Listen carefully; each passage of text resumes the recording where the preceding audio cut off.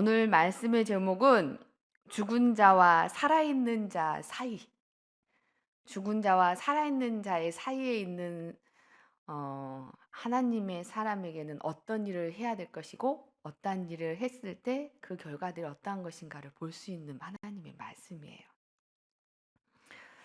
본문은 고라와 그를 따랐던 사람들이 심판을 받은 이후 남은 조치가 어떻게 마무리되었는지를 알려주는 내용입니다. 첫째는 하나님의 심판을 받아서 타 죽은 250명이 가져왔던 이 향료를 처리하는 것이고, 둘째는 이스라엘 백성들의 불순종과 반역을 사하는 아론의 속죄 사역에 대한 것입니다. 250개의 향로가 이스라엘 자손을 위한 경고의 징표가 되었고, 모세와 아론은 자신들을 원망하다가, 병 이름을 안 하고 제가 전염병을 하겠습니다. 전염병에 걸린 백성을 살리기 위해 중보자로 나선 모습을 볼 수가 있습니다. 우리 36절에서 40절 말씀을 읽었듯이 하나님은요, 불순종의 결과를 기억하신다는 거죠. 하나님은 순종의 결과도 기억하시지만 불순종의 결과도 기억하신다는 거예요. 그래서 향료를 가지고 하나님 앞에 선 반역자들을 죽게 하신 하나님은 그 향료는 거룩하기 때문에 두드려 펴서 제단에 씌우라고 말씀하고 있습니다. 이스라엘 자손에게 아론의 자손이 아닌 다른 사람이 분향하면 고라와 같이 된다는 것을 교육하기 위한 자료로 삼기 위해서 제사장 엘르아살이 반역자들의 향료를 가지고 제단을 감싸는 이스라엘의 기념품으로 만들었다는 거죠. 이것은 아론의 후손만 향료를 드릴 수 있음을 알리는 동시에 그들을 심판하신 살아계신 여호와 하나님에 대한 두려움과 경각심을 갖게 하는 상징물로서 증거물이기도 하다는 것입니다. 더 이상 고라와 그 무리같이 되는 일이 없기를 바라시는 하나님의 자비로운 모습을 우리가 발견할 수 있는 부분이기도 합니다. 그런데 여러분 41절에 넘어가면 얼마나 또 슬픈 일이 되냐면 회중이 모여 모세와 아론을 칠 때에 그랬어요. 이튿날 백성들은요, 수없는 파멸의 위기에서 멸망당할 위기에서 자기들을 위해 목숨을 내놓고 기도한 모세와 아론을 향해서 원망합니다. 어떻게 보면 은혜가 무시당한 곳에는 원망이 나타나요. 감사가 없는 곳에는. 백성들은요, 하나님의 소멸하는 불을 본 지 1년이나 1개월이 지난 게 아니에요. 이튿날에, 그 다음날에 또 다시 투덜거려서 하나님의 심판을 불러옵니다. 고라와 그 무리가 죽은 지 하루 만에 백성들이 그 뒤를 따르게 된 거죠. 모세와 아론의 중보 덕분에 악인들과 함께 멸망함을 피했음에도 불구하고 오히려 고라 무리들의 죽음을 모세와 아론의 탓을 하고 있다는 거죠. 원망 가득한 공동체는요, 희망이 없어요. 항상 불평불만. 근데 그 단 한 사람이 희망을 말하고 소망을 말하면 그 희망과 소망을 따라서 움직이면 진짜 희망의 문이 열린다는 거죠. 근데 그게 거짓이 되면 안 되죠. 말만 그렇게 하면. 그렇게 되기 위해서 지도자는 움직여야 된다는 거예요. 그래서 한 나라의 대통령이 그만큼 중요하다는 것입니다. 회중은요, 모세와 아론을 죽이려 했으나 모세와 아론은 어떻게 해요?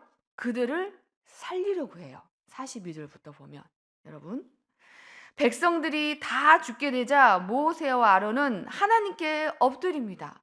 계속 우리 민수기 말씀 보면 엎드리게 되는 그 상황들, 힘겨운 그런 아픔들이 있는 상황에서 다시금 죽이려 하는 자들 앞에 모세와 아론은 엎드려요. 하나님께 엎드려 백성을 위한 속죄사를 감당하고 있습니다. 하나님의 진노로 백성들 중에 전염병이 돌자 아론은 급히 모세의 명령에 따라 제단에 불을 담고 향을 피워 백성들에게로 달려갑니다. 아론은 죽은 자와 산 자 사이에 섰다라고 기록되어 있어요. 전염병이 퍼지면서 병에 걸려 죽은 자들이 계속 나왔을 거예요. 아론은 그러한 죽음 앞에 그 죽음을 무릅쓰고 대제사장의 직무를 감당하기 위해서 죽음의 현장으로 한가운데로 나아갑니다. 우리 119 소방대원들 그러잖아요. 산불 나면 그 누구보다도 전문적으로 이 훈련 받으신 분이지만 똑같이 죽음의 두려움 현장에 바로 출발하고 한가운데 서서 사투를 벌이잖아요. 그러듯이 마찬가지로 대제사장 아론은요, 전염병으로 이미 죽은 자로부터 살아있는 사람들이 전염병에 걸리지 않도록 그 사이에 서서 자신의 온 몸으로 막은 것입니다. 살아있는 자와 죽은 자 사이에 섰을 때 전염병이 그치는 것을 볼 수 있고, 비로소 죽음의 행렬이 멈췄다는 것을 오늘 본문 말씀을 통해서 볼 수 있습니다. 하나님이 누구를 보고 이 일을 하셨을까요? 죽은 자와 살아있는 자 그 가운데 선 아론은 여호와께서 속죄 분향을 받으시고 하나님의 진노가 멈추어 회중 가운데 임한 재앙이 멈추기를 간절히 기도했을 거예요. 한편 속죄 제사를 드림으로 죽어가는 사람들을 구원한 아론은요, 누가 생각되세요? 이 모습을 보고 예수님. 온 세상의 사람들을 속죄하기 위해서 이 땅에 오셔서 중보 사역을 감당하셨던 예수님의 모습입니다. 이 모습이. 아론이 들고 있는 향로에서 나오는 향이 여호와 하나님께로 올라가는 장면을 그려보세요. 이렇게 저희는 안에 카톨릭 그렇게 향을 피우잖아요. 또한 자기 백성의 죄를 완전히 속죄하시고 지금도 하나님 우편에 계속해서 중보 향기를 피우시는 예수 그리스도의 모습을 생각해 보시면 이 사역이 얼마나 중요한 사역인지. 근데 이 사역이 열린 베들교에서 지금도 매일매일 이루어지고 있는 거 아세요? 보이지는 않아요. 그분들이 60명이 넘어요. 중보 사역팀. 매일매일 목장에서 목자와 목녀님들이 목원들의 삶의 자리에서 이 중보 사역이 필요하다라고 하시면 바로 중보 사역팀 기도 제목을 올려주세요. 그러면 우리 열린 베들교회 중보 사역부에서는요, 바로 무릎 꿇어서 그 자리에서 기도하시는 중보의 향기를 올리시는 숨어있는 생명의 자리에 있는 60명의 멋진 분들이 계십니다. 제가 오늘 이 말씀을 준비하면서 제가 공개적으로 이분들한테 감사를 드립니다. 정말 감사해요. 기도 제목이 올려오면 바로 기도하겠습니다. 이렇게 올려오면 기도의 그 중보 사역의 향기가 막 올라가는 것 같아요. 하나님이 받으시겠죠. 근데 이름도 빛도 없어요, 그분들은. 그럼에도 불구하고 그 자리에 서서 이 일을 너무 귀하게 감당해 주셔서 정말 감사를 드리는 마음입니다. 다시 말씀을 보면 그러나 제사장이 있어야 할 자리는 성막만이 아니라는 거죠. 여기서 성막만이 아니라 죽음의 그림자가 드리운 곳, 살고자 몸부림치는 현장, 좌절과 공포로 가득한 그곳에 백성과 함께 있어야 한다는 거죠. 대제사장이었던 아론에 의해서 이스라엘 백성들의 생과 사가 구분된 것입니다. 이와 마찬가지로 장차 마지막 때에는 영원한 대제사장으로서 우리를 위해 속죄 사역을 담당하신 예수님에 의해 영원한 생명에 들어갈 자와 영원한 죽음에 처해질 자가 구분된다는 것이죠. 이게 무서운 거예요. 그러므로 마지막 하나님의 심판한 때에 생명의 자리에 서기를 원하는 사랑하는 가족을 위해서 영원한 대제사장으로서 우리를 위해 대신 속죄하신 예수님을 믿어 구주로 영접하는 그 은혜가 정말 제가 소망하는 것은 열린 베들교회 가정들 안에 응답되는 구원의 해가 바로 올해가 되기를 정말 간절히 소망하고 기도하는 것입니다. 어제도 우리 집사님께서 시부, 친모 구원받아야 됩니다. 목사님 기도 제목이 올려주세요 해서 기도 제목이 올렸어요. 이보다 더 귀한 기도 제목은 없어요. 정말 사랑하는 모든 가족이 구원 안에서 구원받고 영원한 생명의 아름다운 천국 백성의 삶을 살아가면 얼마나 행복하겠어요. 이 제목만큼, 기도 제목만큼 귀한 제목은 없거든요. 그래서 그 기도의 향기가 정말로 온전히 하나님께 받으시는 기도로 말미암아 올 한 해는 진짜 소망하는 것은 그 모든 믿음의 가족들의 기도 제목들이 응답돼서 이름이 올라간 모든 분들이 구원받는 구원의 해가 바로 오늘 2023년 되기를 예수님 이름으로 정말 기도하고 소망하고 바라보는 마음이기도 합니다. 함께 기도해 주시면 감사하겠습니다. 그렇다면 내가 찾아가야 할, 내가 있어야 할 죽은 자와 살아있는 자 사이는 어디이고 누구일까? 다 있어요, 모든 사람에게. 바로 지금 이 기도의 자리이며 예수님을 영접하고 구원받아야 할 나의 가족들이고 지인들이고 이웃들이라는 것입니다. 여러분, 모세와 아론은 엎드렸어요. 또 엎드렸어요, 하나님 앞에. 원망하는 백성들에게 얼마나 화가 났을 거예요. 얼마나. 그렇게 눈앞에 보이고도 그 이튿날에 원망하는 이스라엘 백성들.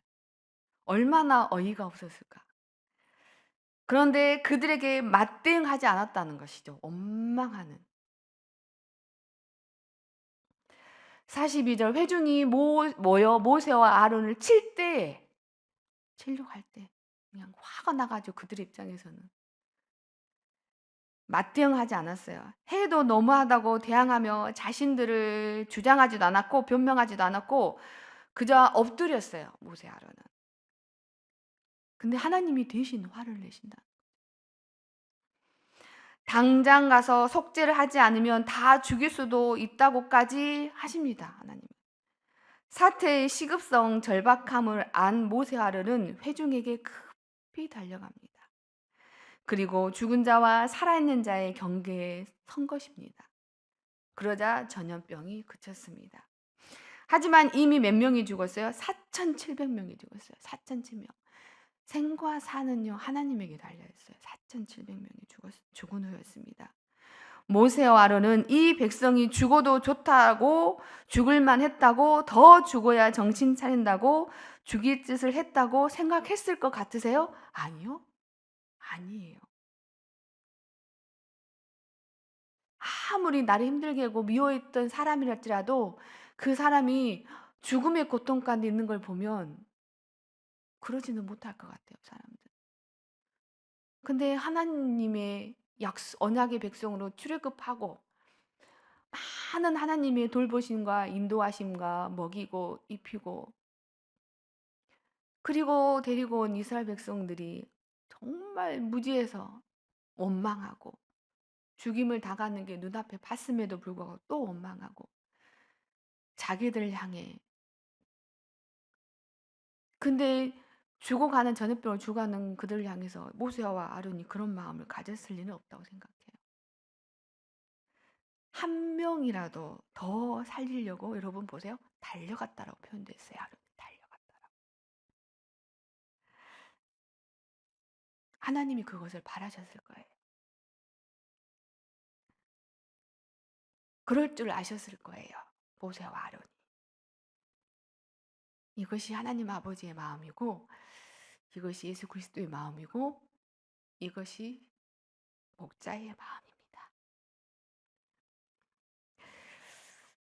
우리 교회도 목자의 마음을 가진 분들이 있어요. 목장.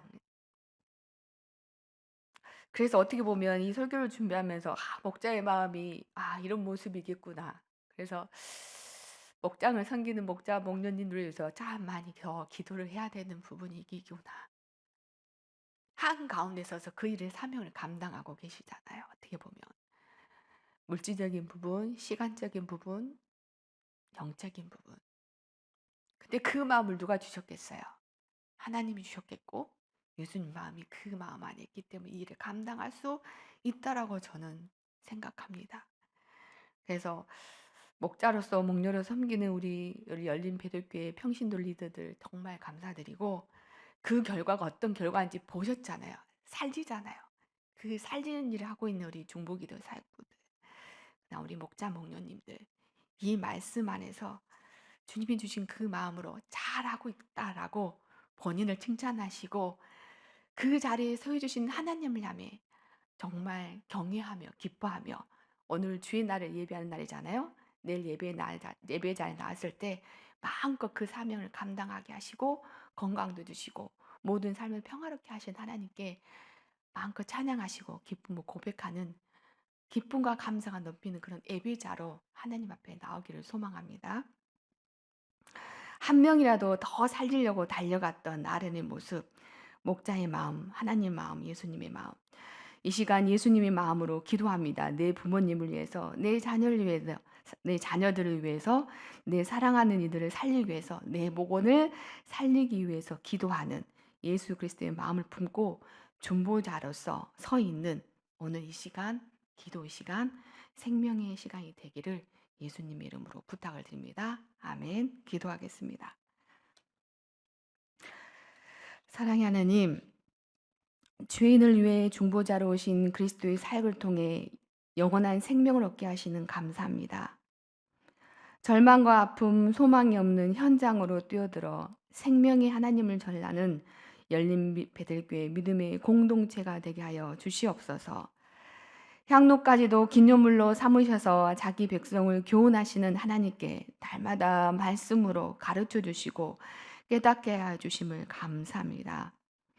하나님의 사람으로 저희가 서 있는 곳을 온전케 하며 모든 선한 일을 행하게 살리는 일을 행하게 온전케 되기를 또한 원하시는 하나님 아버지 그 마음을 알게 하셨사오니 오늘을 그 날로 살아가도록 함께하여 주시옵소서.